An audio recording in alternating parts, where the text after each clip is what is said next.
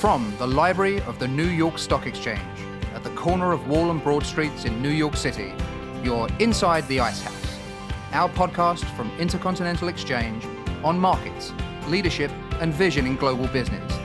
The dream drivers that have made the NYSE an indispensable institution for global growth for more than 225 years. Each week, we feature stories of those who hatch plans, create jobs, and harness the engine of capitalism. Right here, right now, at the NYSE and at ICE's 12 exchanges and 7 clearinghouses around the world.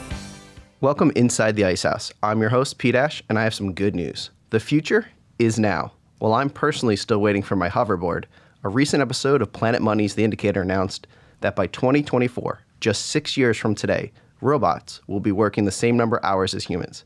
This will eliminate up to 75 million jobs, but also create over 100 million new jobs for people.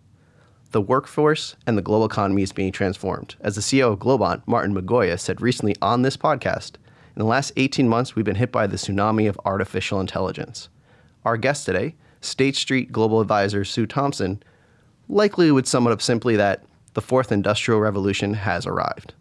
The New York Stock Exchange has been around for the first 3 industrial revolutions, and its history can tell you that each of the preceding periods of innovation and transformation came with the growth of new businesses, while companies that could not innovate found themselves on the sideline.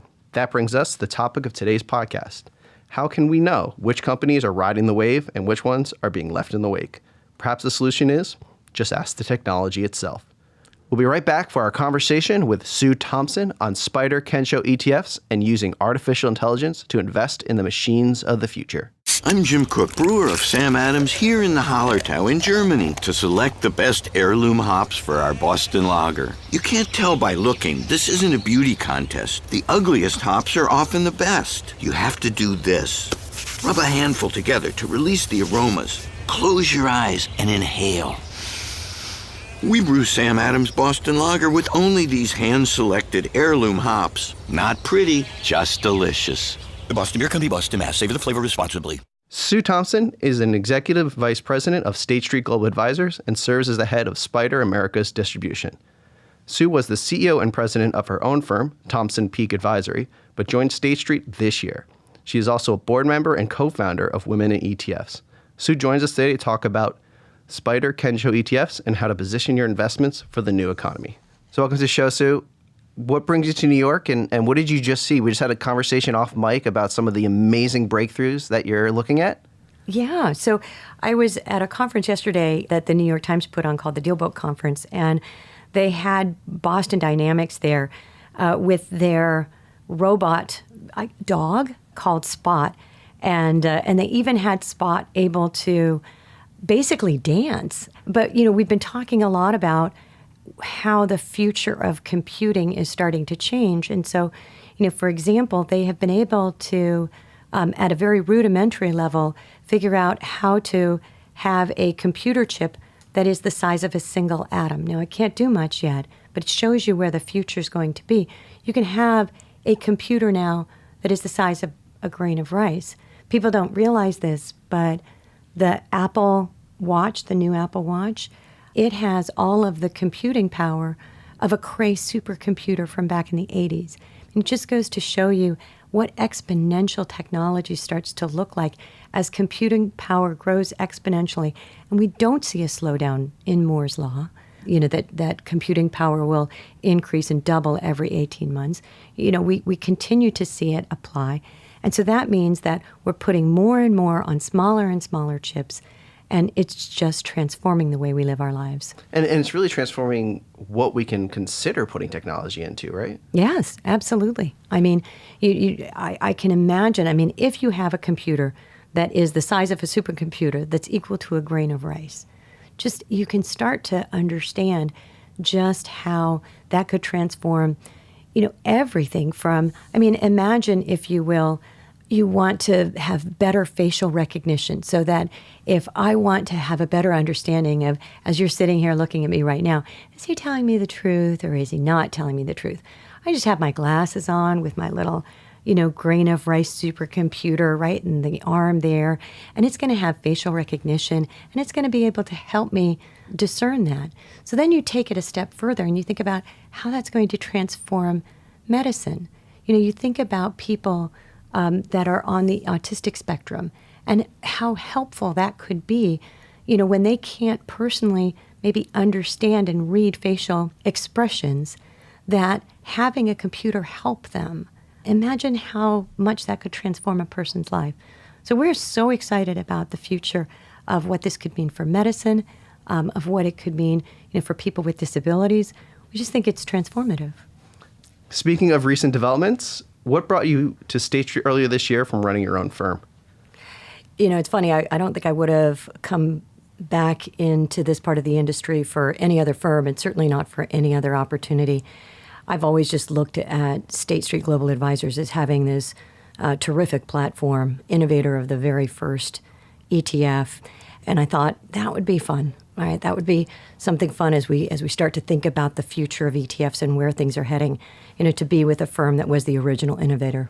So you'd left the ETF space for about 2 years. Yeah. What had changed in this rapidly changing space?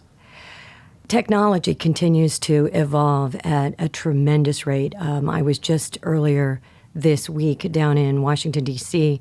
for the annual Schwab Impact Conference, and unlike in years before, they had an entire section devoted just to new technology companies that are there to support advisors and investors. And, it's everything from client relationship management systems to, straight through processing to robo-advisors. It's been an incredible couple of years to see the developments there. Even when you think something's going to grow rapidly, even when you can see the opportunity for it, I think it always comes as a surprise just how fast it grew and just how fast it continues to grow. There's no other financial product in the world today that is growing at the rate that ETFs both have been and continue to be. Let's jump into that growth. So first, let's start with a quick trip to the past. I want to listen to economist Andrew McAfee laying out his vision for the future. For about 200 years, people have been saying exactly what I'm telling you, that the age of technological unemployment is at hand, starting with the Luddites smashing looms in Britain just about 2 centuries ago. And they have been wrong. Our economies in the developed world have coasted along on something pretty close to full employment, which brings up a critical question: why is this time different, if it really is? The reason it's different is that just in the past few years, our machines have started demonstrating skills they have never, ever had before. That was from 2013. Our employment is even higher than it was back then. But what's happened since, and what would you define as the fourth industrial revolution that he was hinting at there? I think when we talk about the fourth industrial revolution, it's really where man meets machine. And, whether that's in the field of robotics, whether that's in the field of artificial intelligence, we see this merging of man and machine that is the thing that we see that's most transformative. I mean, just yesterday, I was at a conference where the folks from Boston Dynamics were previewing their new robot. They call it Atlas. And it can literally do backflips. It's like a humanoid type of robot, a biped. And it's absolutely incredible to see. And when you start to think about, the use of robots, for example, to help the elderly as a companion, you begin to get a sense of the possible. State Street is one of the oldest American banks, but you found a young partner down the street in Boston. How did the partnership with Kensho develop? We did. When you look at most of the way that indices are constructed, we look at various things, including revenue. And revenue, if you think about it, is a backward-looking measure. So what's interesting about the way that Kensho operates is it's machine learning, it's big data, and basically what they do is, they comb through all of the 10Qs and 10Ks, and they look for basically word clouds, right, of where are we starting to see mentions of technologies and what kinds of technologies. Because when you look at a lot of companies today, they're not monolithic any longer. I mean, Avis is a great example. You and I may think of Avis as, a rental car company, and yet they are more than that, right? They are also the owner of Zipcar, which is the biggest, sort of rideshare type of arrangement. And so, you look at both traditional companies and the new companies, and by combing through this data, you can actually see where the puck is heading, so to speak. Particularly, I'll give you a great example. If you were to look at Apple and you were to say, when were we going to see the iPhone take off? If you had looked at revenue, you wouldn't have gotten a good clue. But if you had looked at the regulatory filings, if you had looked at how often they were mentioning mobile, that's where you really saw it start to take off. And if you had invested earlier in that process, you would have ended up with a much better return than after the revenue showed up. And that's something I found shocked when I was reading through the literature on the Kensho's is, you think machine learning, you think AI, you're thinking complex mathematics. I mean, this is really just reading comprehension at a level beyond a human analyst. Right. You can sit there and we actually had a stack of 10Ks, and it's being able to go through, 2 feet of 10Ks in 2 seconds. Humans just can't do that. But things are changing around it. I think one of the things that's interesting is while those 10Ks haven't changed, they're still, long, dense documents. When State Street launched the first sector ETF in the 1990s, it was pretty defined what a sector is. But the future of today, how are sector definitions evolving, and how quickly are these new sectors popping up? I mean, it's happening at a pretty rapid pace rather. Let's take transportation, right? Smart transportation is going to look very different. You look at GM, and right now they're manufacturing cars. What happens when they decide to start manufacturing the vertical takeoff and landing vehicles? Are they then airplane transportation? I mean, how do we think of them? So we're going to continue to see companies evolve. We think of transportation now as autonomous vehicles. Well, in order to do that, you need AI. So is NVIDIA, do we consider that in part a transportation company? And that's what's interesting about the Kensho methodology, is it allows us to look at how sectors could look in the future, not how they are at present. And is Kensho coming up with these potential sectors, or are there human analysts looking at the data? Kensho is actually coming up with these. And so we have future security, intelligent infrastructure, space. And, I think we're going to continue to see these type of sectors evolve. How long does the sector have to be before State Street begins to look at it as a sector to build an ETF off of? A glance through the Kensho website shows some very narrow sectors, smart borders, wearables, which would, as you kind of touch on, overlap heavily with other sectors. So why do you pick which ones? We are still very much at the mercy of the fact that these are 40 Act structures. So, from a regulatory perspective, in order to qualify as a sector, they would actually need to meet diversification requirements and things of that nature. I think one of the coolest things, if you will, that's happened is Kensho was recently purchased by none other than S&P, which is obviously the firm that came up with the original sectors. And so I think it's that marriage that should be interesting, because I think that there's a lot that S&P can teach Kensho and vice versa. And that was a great story of innovation there. I mean, that's the largest AI transaction in the history of the world. Are you now engaging with them, with S&P, more closely on this? We've partnered, particularly on the select sector spiders, we partnered with S&P, and obviously on SPY, on SPY, the first one. So we've been, great partners with S&P for 25 plus years. And so I think of this as more, not revolution, but evolution. State Street describes some of these cross companies as ecosystem providers. Mm-hmm. How do you weight them as opposed to kind of pure play companies? So a pure smart border company versus a company like Google that may be touching that space?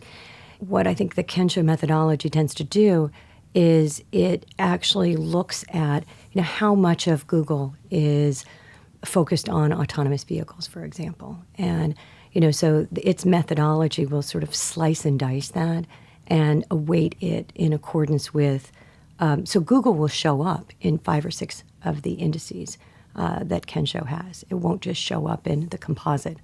That's, I think, one of the things that we liked about it was that it really, the methodology was strong enough to be able to take these companies like Amazon and Google that are doing different things. They might be involved in space. They might be involved in autonomous vehicles. They might be involved in search and AI.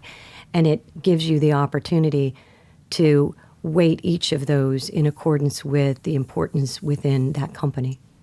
So you've returned to State Street in this year, and you've been presented with this opportunity to bring out these new Kensho Spider ETFs, but you oversee the entire distribution. Mm-hmm. What needs to change to add this arrow to your quill? Yeah. One of the things is obviously making sure that everyone's up to speed on what these technologies are and what they offer. And then, really importantly, helping our advisors and investors figure out where do you fit them in a portfolio. You know, is it a replacement for a different technology exposure? Is it additive? And obviously, a lot of that depends on, you know, what the investors' goals are and what they're trying to achieve. But I think that's probably the single biggest thing that we have to do in order to prepare the team to really go out and market these effectively. So is State Street Global Advisors one of the companies that are beginning to make all employees have to understand machine learning and AI? Not necessarily as experts, but just enough to talk about it? Yeah, I mean, I think we benefit from the fact that the Kensho guys are just right down the street from us. And so they come in from time to time and they do trainings for us and, you know, we get a deep dive. But, you know, I think we're very fortunate in that the average age of our team is actually quite young. And so we have this very enthusiastic group that is eager to dive in, and all around where we are, the part of Boston that we are at, you know, we're right down the street from Boston Dynamics, from from a couple of different robotics companies, and so it's very much a hotbed of sort of the AI market as is. Is State Street starting to incorporate some of this technology into how they run their business, whether global advisors or the general banking?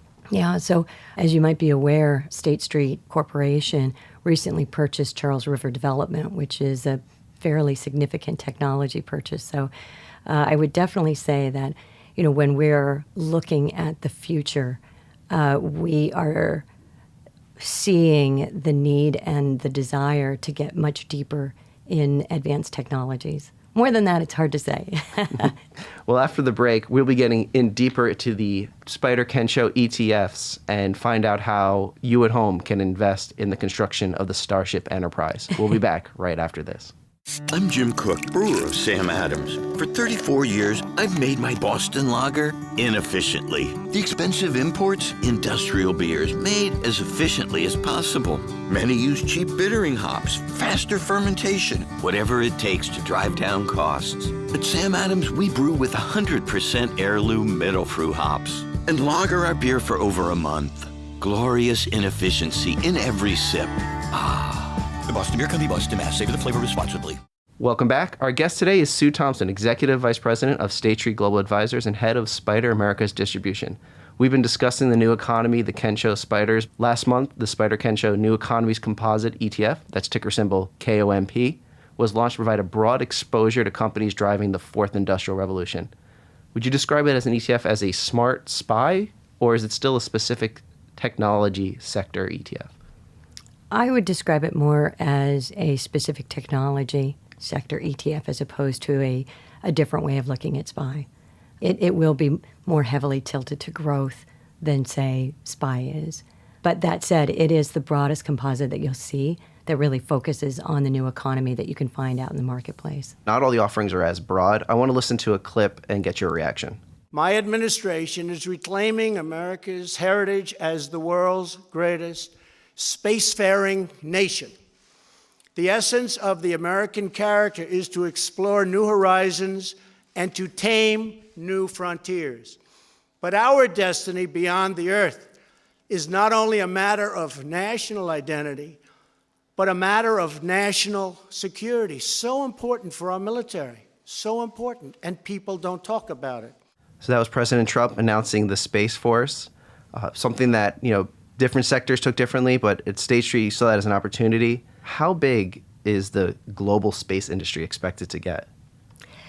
You know, I think it's hard to actually estimate that because it really depends on how you're defining it in part. Obviously, President Trump was talking about sort of the military industrial types of uses that you might find in space. But, you know, what I think we all find much more intriguing is this concept of space as a vacation destination.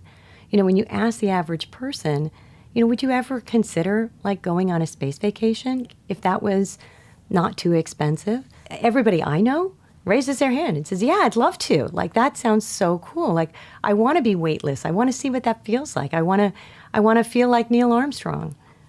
We were speaking on the way up here, you know, we're both headed on an airplane after this, so Colorado is great for me, but, you know, I think Mars would be interesting. And now people can invest in the possibility of going to space, right? Yes. That ticker is the XKFF. It's supposed to be, XK is all of our designators for how we do Kensho, and then FF is for Final Frontiers. We did get a little grief on that one for, gee, couldn't you have come up with a clever ticker? So try to explain it a little bit. Well, I mean, to a certain segment of the population, when they hear Final Frontier, they know exactly what you're talking about. Exactly. Speaking of the security that the president did bring up in that clip, perhaps no traditional sector is being transformed more than the security sector, as heavy industrial is having to make way for these cybersecurity and intelligence vehicles. How is AI changing the economics of defense spending, and have the traditional stalwarts of the defense industry kept up? I think it's changing it, obviously, extremely dramatically. You know, when you look at where some of the key concerns are, it is far more around cyber attacks than it is around actual attacks. You know, when you think about how our military is transforming, if you think about, you know, what if you could send a robot into battle instead of a human, and the lives that you could save? I mean, we've already seen drone technology transform the military. My husband served in the Air Force for 20 plus years as a pilot. It's fascinating to me to think about, you know, an Air Force that has a tenth of the pilots that it used to, because it's all, you know, being drone. Now, my husband, I don't think would be a fan of that because he really enjoyed flying, but that's a different matter. Perhaps you could fly a little bit farther away from the front lines. Exactly. And let the drones go closer. To lighten the mood a little bit, recently a friend of mine actually posted on Twitter that she went to order Domino's, that's NYC ticker DPZ, and a new option popped up on her smartphone. And it was actually captured by another customer that I want to play a little clip of here. It pulls up. Johnny just pulls up to the iPad, punches in his code. Yes! You got it. And so he gets his pizza. Heatwave container is open. You can safely remove your order now. So that was a pizza delivery, no human interaction besides punching a code onto an iPad. You know, that was actually from an article that the title of the article was Future is Now, which I thought was very funny because the Spider Kensho Smart Mobility ETF uses that tagline. Mm-hmm. You know, that, you know, as a novelty, it's kind of fun. My friend posted on Twitter, but mobility and autonomous vehicles are expected to make up almost 75% of the automotive industry in just the next 12 years, by 2030. Is this where you're seeing sort of that comparison? You mentioned earlier the Apple in 2008 iPhone. Is this the space where you're seeing some of those comparisons? Yeah, I mean, it was funny. I was just, I was at a conference. Seem to go to a lot of conferences this time of year. I was at a conference just yesterday, and Mary Barra from GM was speaking and talking about, you know, what they're doing in two areas, in the area of autonomous vehicles, but also in the area of zero emissions and, you know, going to pure electrical cars. And I just think that, you know, this is an area where, you know, just as we saw in the second industrial revolution, you know, the railroads transformed everything.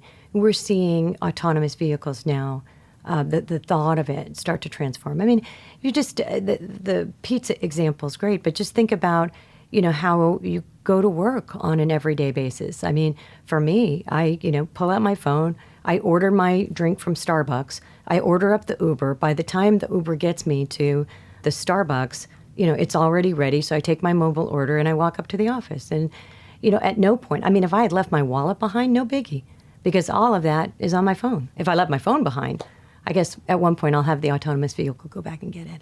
There you go. And by 2030, you won't have to order the Starbucks. It'll know you want the Starbucks before you go. Yeah. You mentioned the clean energy, which is another Kensho ETF that State Street offers. How is AI and smart technology transforming infrastructure, and what kind of investment will be needed to power this new economy? Well, we'll need trillions of dollars, right? And if you sort of take a step back and you just think about the Internet of Things, so devices that connect to the Internet. I mean, we're expected to have, billions and billions of those. And this is not just your Alexa. These are everything from sensors on roads. These are, sensors to let you know if there is a water leak somewhere. I mean, the amount of energy that we lose, or the amount of water that we lose due to water leaks, is astonishing in this country. And yet, if you just had the right sensors in place, you could save millions of gallons a year. So the opportunity for it to transform our infrastructure, you almost can't comprehend it. And of course, we have to, because if you look at our grid, for example, the electrical grid here in the U.S., it is in desperate need of updating. So, what we have is technology advancing at the same point in time where we have a significant need to update. And to us, that looks a lot like an investment opportunity. And also a cross opportunity, because, the Internet of Things, you put all these power grids onto the Internet. Now you're going to need cybersecurity. Now you're going to need that other side. How are the Kensho ETFs being used in conjunction with each other? Is there a way to identify if the ETF, a clean energy one, is moving up? That means that we're going to need more of that infrastructure. Yeah. And we often feel like for people that are just getting started in this, maybe the easiest way to get started is start with the broad composite. Kind of get your feet wet. Because I think one of the things that we have to remember, especially for some of us that are maybe, aren't a millennial, technology brings to mind two things. It's excitement and fear. And, a lot of people, when they go to see an advisor for the first time, that's actually the fulcrum upon which they're balancing. They're excited about the future. Maybe they got an inheritance. Maybe they got early retirement and they're sitting on a pile of money for the first time. But they're also balancing on that fulcrum of fear, where it's like, what happens if, the markets go down? I'm nervous about what this can mean. How do I make sure that I don't live beyond my means? So we see technology evoking those same emotions. And so, we encourage people to work with their advisors when they're, starting to think about, how do I invest in this? And we also think that sometimes the first thing to do is maybe go broad before you go deep. Do you think that an investor should have a rudimentary understanding of these spaces before they move into it? It's always helpful to be informed as an investor. And this area is just changing so rapidly that I was joking around with a friend of mine who is a huge proponent of investing in this space. And we were saying that publications that we still read are the Wall Street Journal and Scientific American, because you really almost have to stay up with what's going on in the world. And many of your potential investors aren't reading any of those traditional medias because they're coming from a very different background.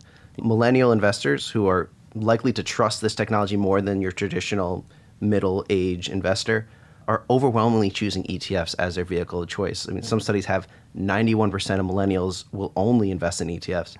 Do you know the profile of who's buying the Spider Kensho ETFs? So I think it basically is skewing to two areas. I mean, one are advisors that see the benefit of the methodology, and they like the aspect of it being forward-looking. They like the aspect of it recognizing a trend before the rest of the market. So we definitely have a series of advisors. But then I would say that we are seeing a lot of interest in the millennials. It was really funny because at this conference that I mentioned earlier, we did a whole big presentation on the fourth industrial revolution and what that meant and what does it mean if you're going to live to be 120. How do you think about that? And the hilarious part for me was afterwards, there was this young millennial, and he was bringing his dad. So they worked together. They're both advisors. He brought his dad to the booth, and he was like, "Dad, you got to learn about this." So I do think it's going to skew millennial. Are investors, and how should investors be integrating these products into their overall portfolios? I think, first of all, we always encourage investors to work with their advisor. I think that's the first and foremost thing. And, recognizing that each investor is different and each investor has, their own goals that they're trying to achieve. But, we basically see it in a couple of ways. One, you can amplify a current exposure. So, if you already have an exposure to technology, this is an opportunity to basically take that technology exposure, overweight it, but with a different methodology. Another way that we see it is to complement. So you already, maybe you don't have much of an exposure and you want to take and complement what you're doing elsewhere in your portfolio with something. And then sometimes, and I don't know whether this is necessarily follows modern portfolio theory, but I do know a lot of advisors that they have a set asset allocation for their clients. But the clients want something fun and cool to talk about. So they keep aside a small bucket of money that is more the, let's play around with this. Let's have some fun with it.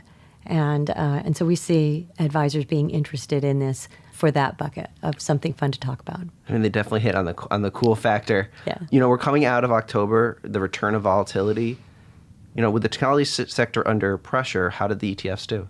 We continue to see, whenever there's volatility in the market, we continue to see advisors and investors flock to the ETF. And I would have to say, we're not even sure why that is. But, we saw, for example, a little bit of weakness, if you will, in the futures market, for example. And so we saw this migration from people using futures to people using SPY. Generally speaking, when I talk about the volatility in the market, SPY largely becomes the vehicle of choice for a lot of investors as they're navigating through volatility.